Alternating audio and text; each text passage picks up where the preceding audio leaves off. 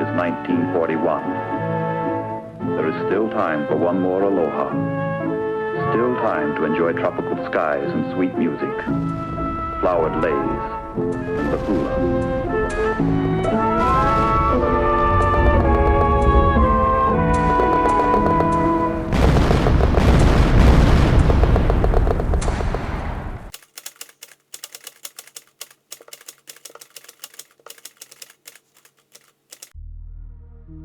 The end of World War II was not easy or clean for the Pacific Campaign. When forced into hopeless battles like the ones on Attu, New Guinea, and Tarawa, the Japanese fought virtually to the last man. While German forces surrendered in droves when cornered in Europe, the Japanese would fight until the last soldier died. While there were only 300 suicide bombers in the last 50 years across the world, over 3,900 Japanese kamikaze pilots flew directly into ships in only 9 months before the end of the war, killing 4,900 Allied sailors, sinking 34 ships, and damaging 300 more. The Japanese fought to win, Eugene Sledge wrote in his book on the experience. It was a savage, inhumane, exhausting, and brutal business. After Japan surrendered, some soldiers didn't give up. Pockets of Japanese soldiers continued to fight for 30 years after the war ended.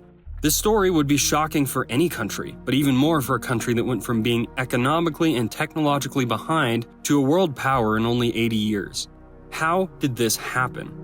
Although there were many factors that led to Japan's rapid change, including adopting new technology, the biggest trigger was education. After Japan's 250 years of isolation, leaders like Ito Hirobumi pushed for the adoption of a new, modern school system.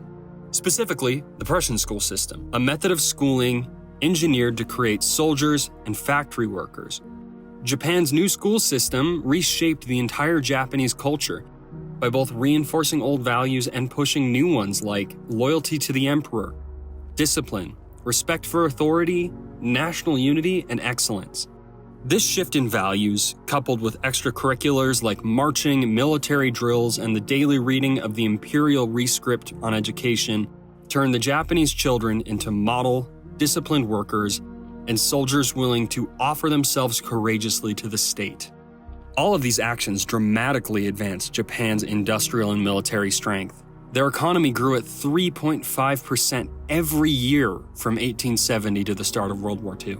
In 1905, Japan beat Russia in the Russo-Japanese War, one of the countries they were worried about prior to their isolation.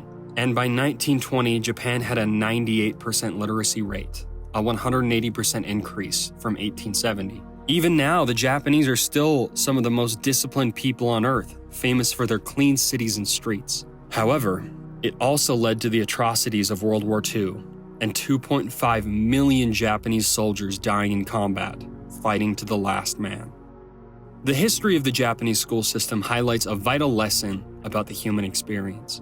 In short, what we do comes from what we value. Our values come from our conclusions come from what we think, and what we think is shaped by our environment. The Japanese people were taught to follow orders and give their lives for Japan, so when the evil Americans arrived, they fought to the bitter end. How have your beliefs, environment, and values affected you?